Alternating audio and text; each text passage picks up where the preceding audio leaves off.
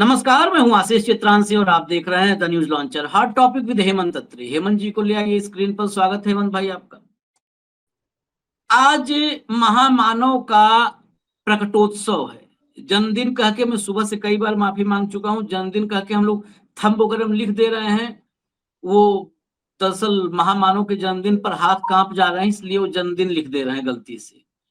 वो अपमान है महामानव का। आज प्रकटोत्सव है, अवतरण दिवस हो है आज। नॉन बायोलॉजिकल का कोई जन्म दिवस नहीं होता है। जन्मदिन तो हम जैसे अदने इंसानों का होता है, हेमंत जी का, हमारा, आप सभी का जन्मदिन होता है।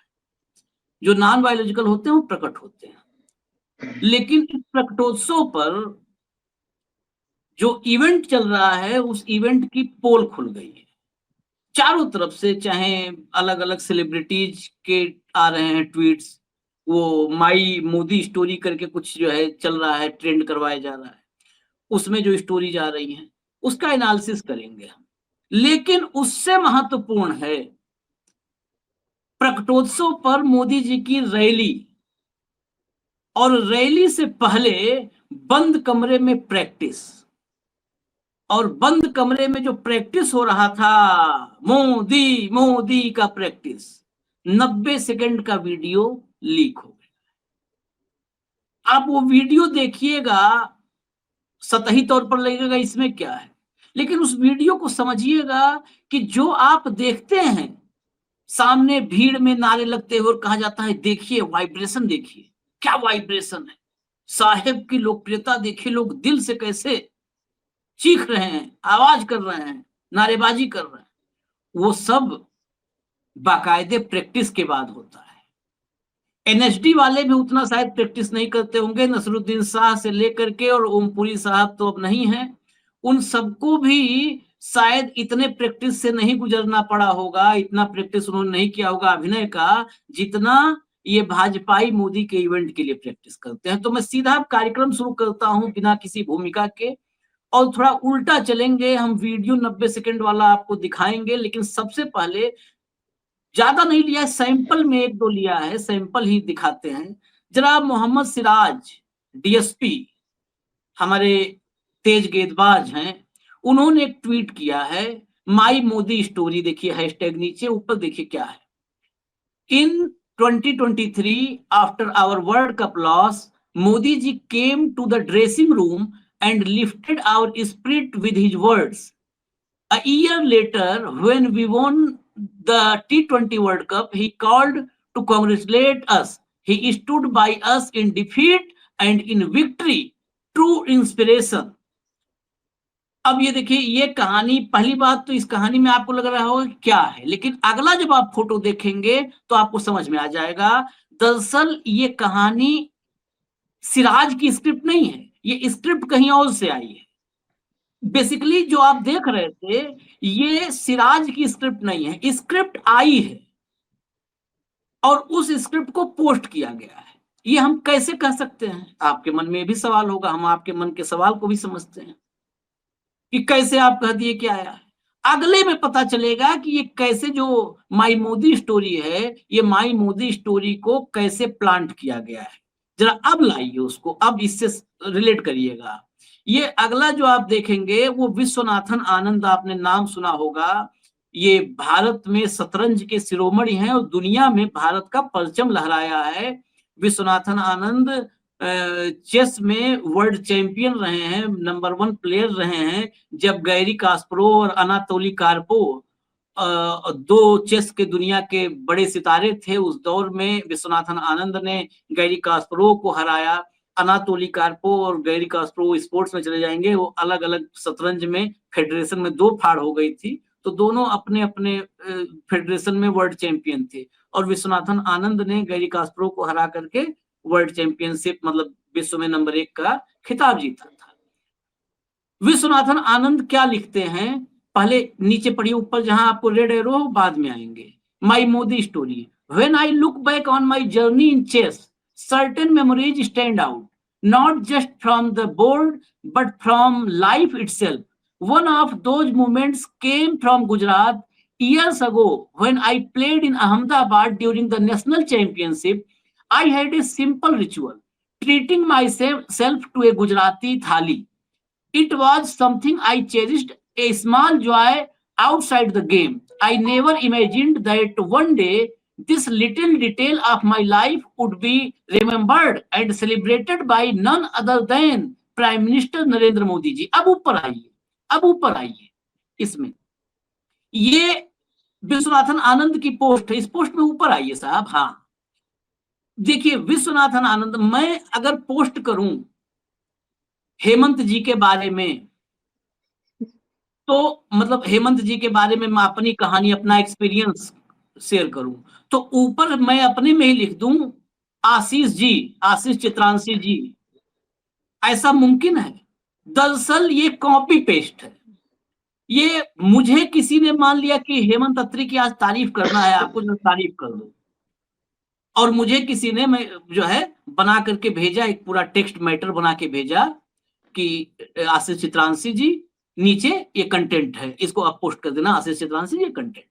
और मैंने उठाया, मैं इतना भी अकल नहीं लगाया, क्योंकि अकल तो मैं चेस में लगाता था, लगाया और उसको कॉपी किया और उसको पेस्ट कर दिया, तो ऊपर लिखा रह गया आशीष चित्रांशी जी. ये ऊपर विश्वनाथन आनंद जी उसी वजह से छूट गया है.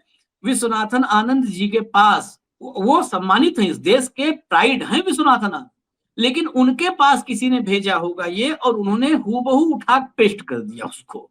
इसीलिए मैंने कहा सिराज वाले पर भी ये बाकायदे सब जगह, बाकायदे भाई टीम बड़ी है आईटी सेल में, तो उन्होंने लिख लिख के भेजा है. चलिए अब हटा दीजिए. अब आते हैं वीडियो पर, और वीडियो के बाद सीधा चलेंगे हेमंत जी के पास.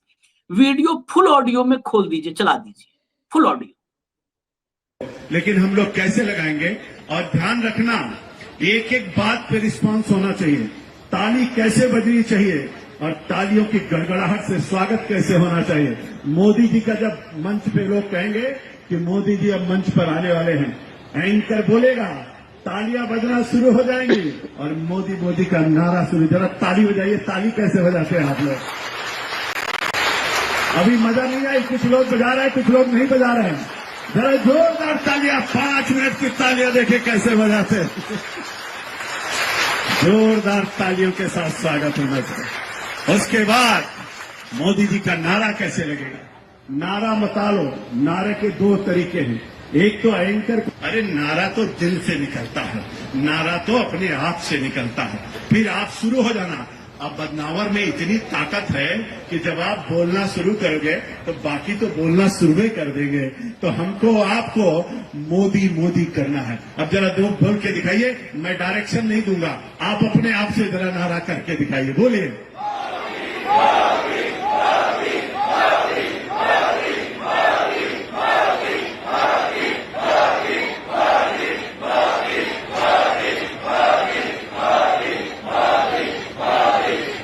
और जोर लगा के.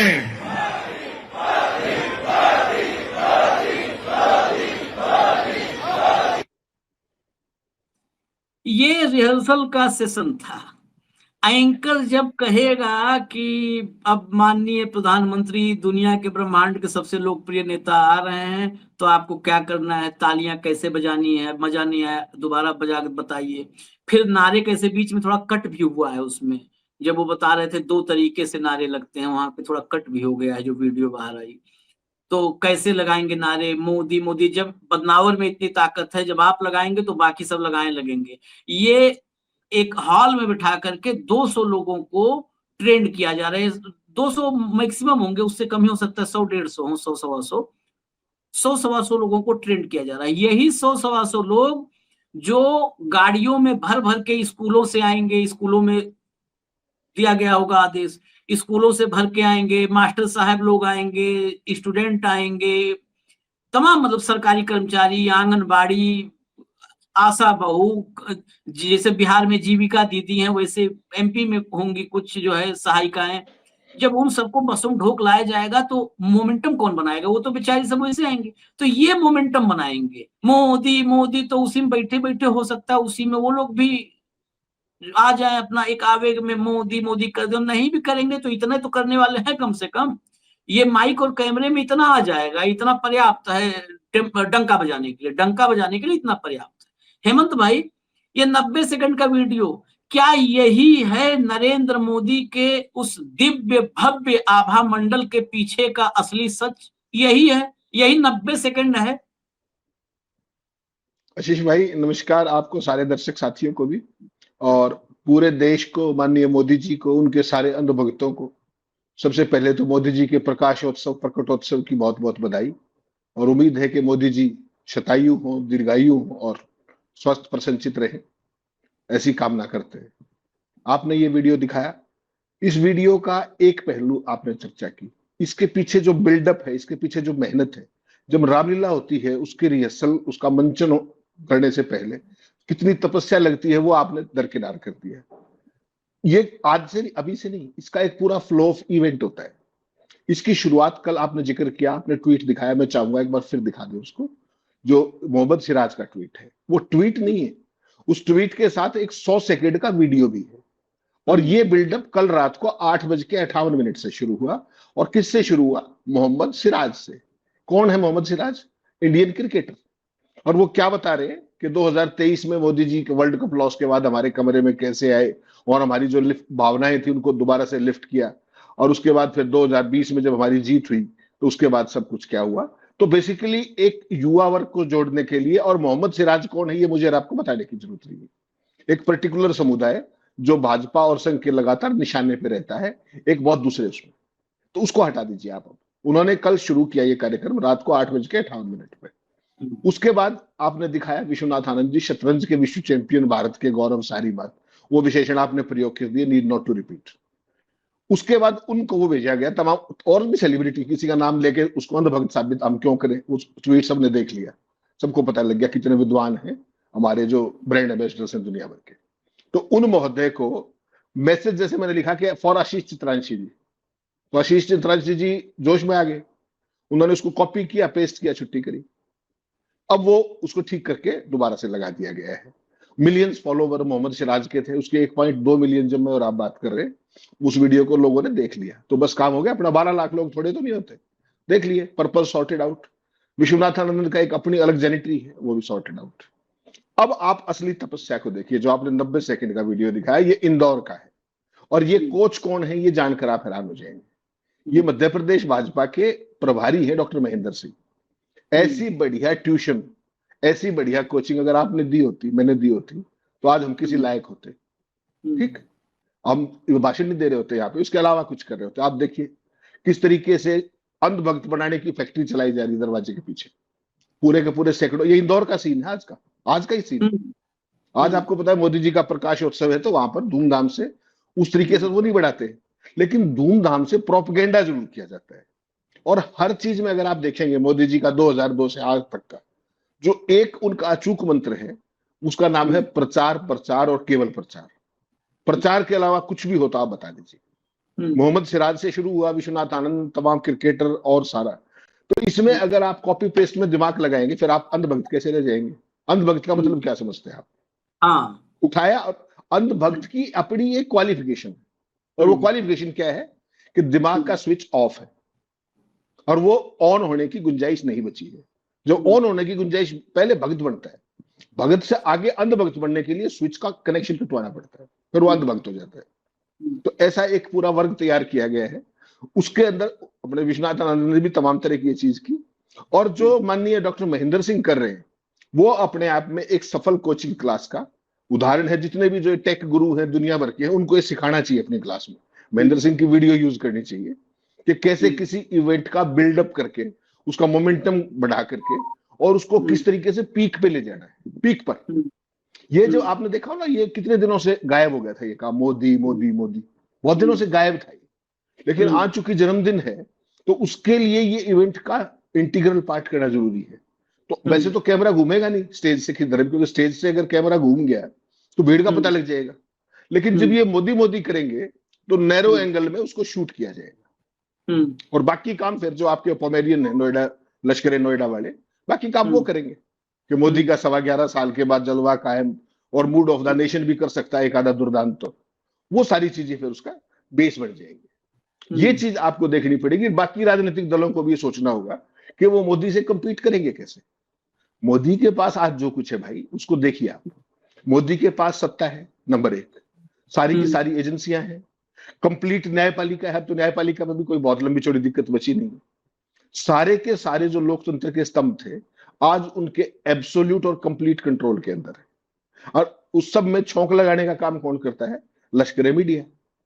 तो इसके बाद जो विपक्षी दल है, विरोधी दल है, उनको ये देखना पड़ेगा कि इस इकोसिस्टम से पार कैसे पाओगे आप, क्योंकि मोदी से कोई सवाल नहीं, सारे सवाल विपक्ष के पास है, सारे सवाल चैलेंजर्स के पास है, सारे के सारे सेलिब्रिटी उनके पास है, कॉपी पेस्ट करने वाले सारे उनके पास, आईटी सेल उनके पास, इकोसिस्टम सारा उनके पास, अंधभक्तों की जबरदस्त सेना उनके पास। तो अब आप राजनीति करोगे तो कैसे करोगे? तो ये सारी चीजें, आज जो ये 90 सेकंड का वीडियो है, ये पूरी की पूरी जो विकास यात्रा है ना मोदी जी की, देखिए कमाल, जो जिस दिन मोदी जी 75 साल के हुए उस दिन ये वीडियो बाहर आ रहा, ये काफी कुछ दिखा रहा है। ये दिखा रहा है कि कितनी पर्दे के पीछे की मेहनत और तपस्या है, जिसको आप और मैं ऐसे ही कर देते हैं कि ये देखिए तपस्या देखिए, वो प्रभारी वहां चल के गया है, और कितने लोगों को, कितने लोग मंच पे बैठे, मंच पे कोई मोदी नहीं कर रहा है, अगर आपने देखा हो तो केवल सामने वाले मोदी कर रहे हैं। तो ये काम, मतलब आनंद करेंगे आप मंच वाले, और नारे कौन लगाएगा? वो नीचे वाले। जैसे स्वदेशी का नारा मोदी जी ने आज फिर दिया कि हर दुकान के ऊपर स्वदेशी का वो लगा होना चाहिए, तो अपने लोकल लैंडमार्क के बाहर भी लगा लीजिए कि मोदी जी विशुद्ध तौर पर स्वदेशी का ही प्रयोग करते हैं। आज से उनको सारी रेंज रोवर छोड़ देनी चाहिए, वो सारे चश्मे, घड़ियां, जूते, जो भी वो नाना प्रकार के जो वस्त्राभूषण जो धारण करते हैं, उनको छोड़ देने चाहिए। लेकिन वो बोर्ड केवल और केवल मेरे और आपके लिए, उनके लिए नहीं है। उसमें तो फिर सुरक्षा का नाम आ जाएगा। अब चश्मे में कौन सी सुरक्षा होती है मुझे नहीं पता, कौन सा पेन में कौन सी सुरक्षा होती है, जूतों में कौन सी सुरक्षा होती है। लेकिन भक्त अब इस बात पे कन्विंस्ड हो गए हैं कि मोदी महामानव है और मोदी नॉन बायोलॉजिकल है, इसमें कोई शक मत मानिए। बस एक आपने तकनीकी सवाल शुरू में उठा दिया कि महामानव और जो नॉन बायोलॉजिकल होते हैं उनका जन्मदिन कैसा, वो तो ये बात सही है, ये बात, इसका जवाब बीजेपी को जरूर देना चाहिए कि जब मोदी जी खुद को नॉन बायोलॉजिकल बता चुके हैं, फिर उनका तो प्रकाश उत्सव होता है ना, प्रकटोत्सव होता है, फिर बर्थडे के साल और ये सब कैसे गिन सकते हैं आप? ये एक सवाल व्यवस्था का जरूर उठेगा। बाकी आपने सारी चीजें दिखाई, और ये प्रोफेशनलिज्म दिखाता है भाजपा का कि वो इवेंट क्रिएट करने के लिए किस शिद्दत के साथ काम करती है। वो जो इसका जो ओपोनेंट्स है, जो भी राजनीतिक विरोधी है, उनको इससे सीख लेना चाहिए कि राजनीति करने के लिए आज के दौर में कितनी गंभीरता की जरूरत है, इवेंट कैसे प्लान की जानी चाहिए, भक्त कैसे तैयार किए जाने चाहिए, और उसका फिर एग्जीक्यूशन कैसे करना चाहिए, प्रोपगेशन कैसा करना चाहिए, और मीडिया का प्रयोग कैसा करना चाहिए। ये सारी की सारी इस एक 90 सेकंड की वीडियो जो आपकी है, ये एक पूरी कोचिंग क्लास का सब्जेक्ट है जो सारे टीचिंग गुरुओं को यूज करना चाहिए, ऐसा मेरा मानना है। मैं आपको कुछ और दिखा दूं। जब माई मोदी स्टोरी चल रही है, तो माई मोदी स्टोरी मुझे एक स्क्रीनशॉट मिला, जरा ले आइए माई मोदी स्टोरी, क्योंकि ये आज 75 साल पूरे हुए हैं, तो आज लोगों को याद आना चाहिए सब चीजें कि पूरे जीवन की क्या क्या उपलब्धियां। चला दीजिए माई मोदी स्टोरी, चला दीजिए, प्ले कर दीजिए। डिमोनेटाइजेशन, अनएम्प्लॉयमेंट, वीकनिंग इंस्टीट्यूशंस, मतलब जो संवैधानिक संस्थाएं हैं सब संस्थानों को कमजोर कर दिया।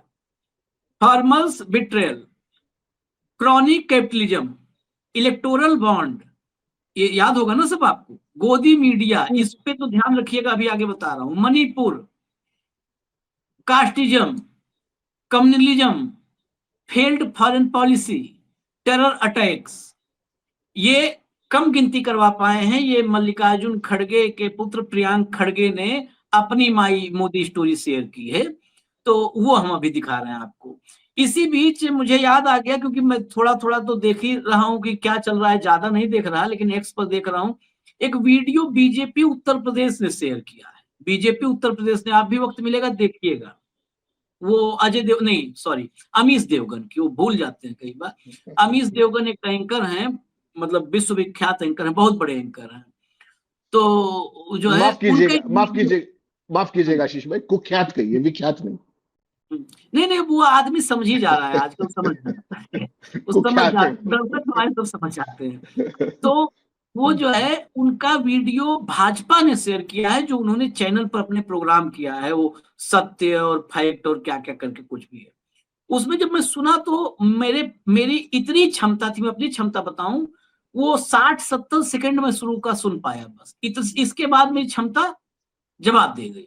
60-70 सेकंड में दो शब्द थे कि एक तो मोदी जी जवाबदेही में यकीन रखते हैं।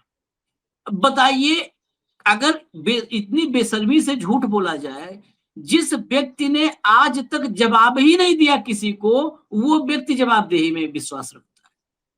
जिसने जवाब दिए नहीं कभी किसी को, एक पत्रकार वार्ता नहीं की, प्रेस कॉन्फ्रेंस नहीं की, उसको कोई कहे कि ये जवाबदेही में विश्वास रखते हैं, पूरा जीवन इनका जवाबदेही पे चला है, पूरी जिंदगी जवाबदेही पे रही है।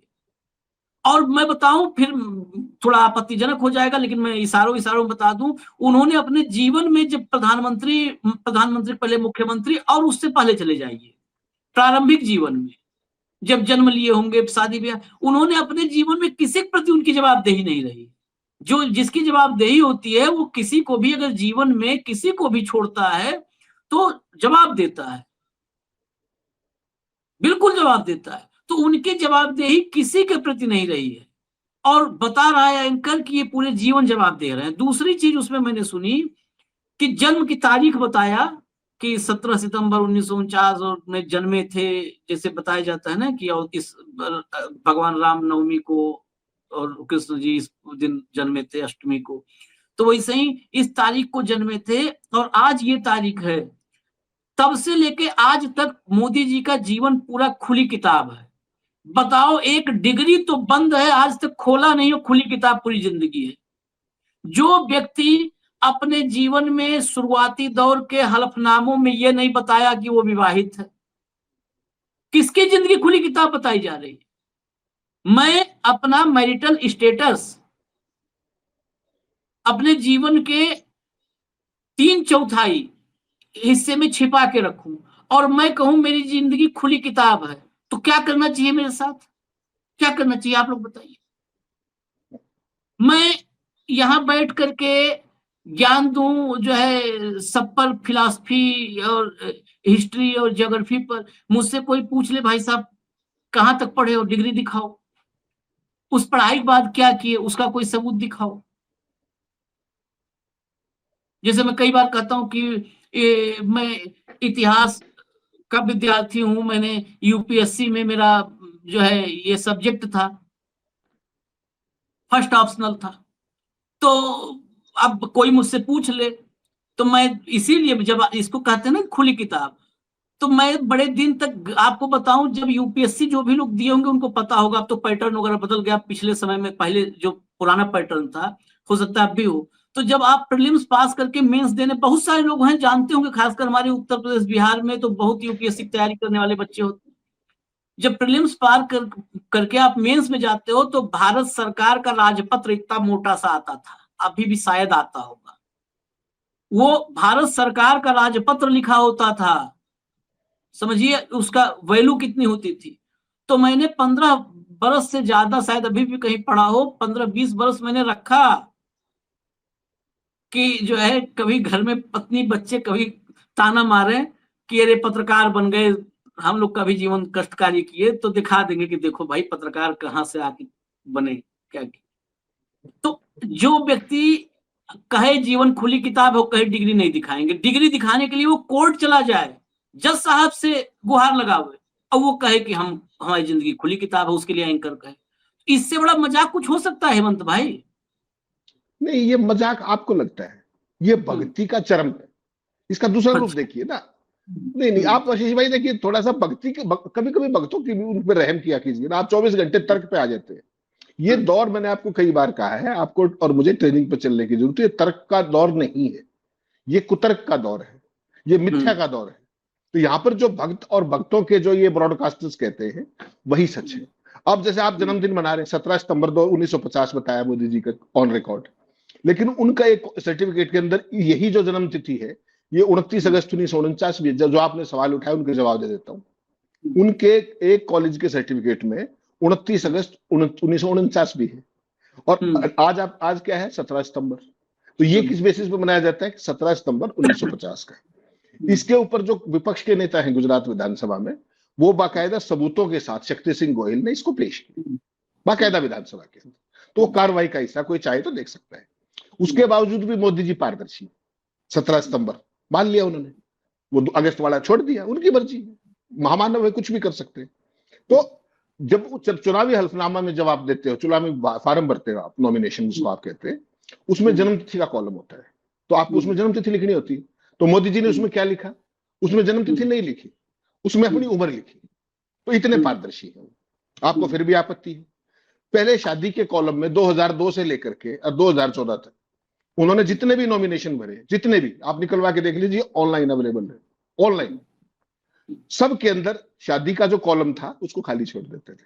हाँ, ठीक। लोकसभा चुनाव में पहली बार 2014 में इलेक्शन कमीशन ने गाइडलाइन दे दी कि कोई भी कॉलम अगर ब्लैंक छोड़ा गया तो आपका जो है रिजेक्ट हो सकता है नॉमिनेशन। तो पहली बार मोदी जी ने 2014 में ऐसे उद्घाटन किया कि वो विवाहित थे और उनकी धर्मपत्नी जी का नाम जशोदाबेन जी है। तो इससे ज्यादा पारदर्शिता आपको चाहिए? आप बायस मत हुआ कीजिए, आप भक्तों की दृष्टि से देखिए। जो भक्त कह रहे हैं, चश्मा एक वो भी ले लीजिए ना, क्या समस्या है? मुझे भी दिलवाइए, एक ट्रेनिंग लेनी पड़ेगी, वो ट्रेनिंग के लिए चलिए। आज डॉक्टर महेंद्र सिंह को अगर जानते हो तो उनसे अपॉइंटमेंट ले लीजिए, जिनका वीडियो दिखाया आपने। तो वो सारी चीजें पड़े, ये एंकर्स को मुझे ख्याल में ट्रेनिंग वही देते हैं शायद, अगर मैं गलत नहीं हूं तो। उसके बाद जैसे शादी की बात उन्होंने कही, तो अपने निजी जीवन की जानकारी वो नहीं देते। शादी वाला मामला हो, डेट ऑफ बर्थ का नहीं देते, डिग्री का नहीं देते, कुछ नहीं देते। और आपका परमप्रिय एंकर कह रहा है कि वो बिल्कुल जवाबदेह है। तो इससे बड़ी सर्टिफिकेशन क्या होगी? और अगर इस वीडियो को, उस पार्ट को, अगर भारतीय जनता पार्टी की आईटी सेल अपने उस पर नहीं डालेगी तो क्या कांग्रेस डालेगी? कमाल कर रहे हो आप। आप ये मत सोचिए कि केवल उस पर डाला है, आप ये सोचिए कि वो कितने करोड़ व्हाट्सएप ग्रुप्स में गया होगा, उसकी चिंता कीजिए। और महामानव कोई एक दिन में नहीं बन जाता। जब 2002 में मोदी जी जब गए थे बिना एमएलए होते हुए मुख्यमंत्री बन के, तब वो एक साधारण मानव थे। तो साधारण मानव से 2002 से लेकर के इन 23 सालों में महामानव की जो यात्रा है मोदी जी की, वो ऐसे नहीं हो गई है। आपको समझना पड़ेगा, उसके लिए बहुत तपस्या, उसके लिए खून पसीना, उसके लिए बहुत सारा झूठ, उसके लिए बहुत सारी मक्कारी, उसके लिए बहुत सारी मार्केटिंग, उसके साथ बहुत सारी ब्रांडिंग, बहुत सारा पैसा, बहुत सारा इन्वेस्टमेंट, बहुत चीजें इन्वॉल्व है। आप तो बहुत आसानी से हम लोग कह देते हैं कि देखिए ये है, फर्जी है। नहीं, उसके लिए डॉक्टर महेंद्र सिंह जैसे कोच की जरूरत होती है, और ऐसे कोच हर स्टेट के अंदर लगाए जाते हैं। और उन कोचेज में से एक किसी को स्टेट कहने को आउटसोर्स कर दी जाती है बतौर मुख्यमंत्री। लेकिन वो मुख्यमंत्री जरूर है बेचारा, लेकिन उसका रिमोट दिल्ली में होता है। ये आप लगातार देख रहे हैं। आज आपने देखा किस तरीके से सेवा पखवाड़ा मनाया जा रहा है। कोई झाड़ू लेके घूम रहा है, कोई मैराथन कर रहा है, कोई कुछ कर रहा है। जहां पर वो मुख्यमंत्री झाड़ू कर रहा है, उससे केवल 100 मीटर दूर कूड़े के ढेर पड़े हुए, सड़ रहा है गलियां में। मैं हरियाणा की बात कर रहा हूं, आज रोहतक की बात कर रहा हूं, मैं देख के आया। आज सुबह में देख के आया। माननीय मुख्यमंत्री जी झाड़ू लगा रहे थे, पूरा शहर सड़ रहा है। पूरे शहर में पानी के अंदर सीवर की बदबू मार रही है, पानी के अंदर, पेयजल के अंदर। मोदी जी, वो नायब सिंह जी सेवा पखवाड़ा बना रहे। आज जो बच्चे जब दौड़ रहे थे पावर हाउस पे, तो उसके सामने कूड़े की बदबू मारती हुई ट्रॉली खड़ी थी, वहां से हजारों बच्चे दौड़ते हुए निकले। अरे मुख्यमंत्री आए हुए, आज तो ट्रॉली हटवा देते यार, और दिनों तो सड़क पर पड़ी होती थी। और वही शहर स्वच्छता के पैमाने में किसी को देख लीजिए, सारे टॉप 10 में आ जाते हैं। या तो जो स्वच्छता के जो पैरामीटर उनको फाड़ दीजिए आप, और हर शहर को स्वच्छ घोषित कर दीजिए जैसे मोदी जी करते हैं। मतलब गवर्नेंस का, आशीष भाई, जो तबाही मचा दी है केवल और केवल अखबारों के जरिए। किसी अखबार में आपको कोई सवाल नहीं मिलेगा, किसी अखबार में। आप उनको अखबार कहते हो, मैं उसको प्रचार पत्र कहता हूं, फर्क इतना ही। चैनल्स का आपने देख लिया, एक देवगन का नाम है, सारे ही देवगन है। तो मेरे से आपसे चैनल पे क्या दाड़ते हैं? पूछता है भारत, यही कहते हैं ना, the nation wants to know. Nepal में क्या हुआ उनके रिपोर्टर के साथ? उस रिपोर्टर का बेचारे कोई कसूर था? क्या तनख्वाह मिलती होगी उसको? पिट के आ गया। तो करे कोई और भरे कोई। पूरी दुनिया के अंदर आज हमारे मीडिया का जो उपहास उड़ता है ना, आप सोच करके देखिए। और जितने डिप्लोमेटिक संबंध हैं, आप क्या सोच रहे हो? जो अमेरिका के साथ जो कुछ हो रहा है, और वो ट्रंप ताऊ जो कुछ कर रहा है, यह भारत का जो मीडिया उसके बारे में लिखता है, क्या उसको पता नहीं? क्या ये एम्बेसी किस लिए खोल रखी है उसने इंडिया में? तो इतना डिजास्टर्स रोल है इस पूरे मीडिया का, केवल एक व्यक्ति को महामानव साबित करने के लिए। और उसके लिए कितनी बड़ी इन्वेस्टमेंट की जरूरत है। तो ये सब फ्री में नहीं आता, it has a cost and somebody has to pay that. उस सारी चीज को समझिए। मोदी जी आज 75 साल के हो गए हैं, उसको आप बोलते हो, आपके यहाँ ज्यादा प्रचलन है अमृत पान या अमृत उत्सव, ऐसा कुछ, जो 75 साल के हो जाते हो। तो अब तो मैं ये उम्मीद करूंगा कि कम से कम मोदी जी कुछ तो यहां से अपना गियर बदले, और कुछ अब देश की भी सोच लें। भाई 22 साढ़े 23 साल सत्ता में हो गई ना, भरपूर आनंद हो गया। अब केवल कुछ देश के लिए सोच ले, ये जिन युवाओं को ये मोदी मोदी करने के लिए लगा रखा है, इनको कोई रोजगार भी दे दे छोटा मोटा, ये अपना कर खा लेंगे। या नशे के उसमें ये सब जितने नेताओं के बच्चे हैं वो तो सारे विदेशों में ऐश काट रहे। कोई आईसीसी का चेयरमैन है, कोई कहीं का है, कोई दिल्ली क्रिकेट एसोसिएशन का है, कोई मध्य प्रदेश क्रिकेट एसोसिएशन का यंगेस्ट।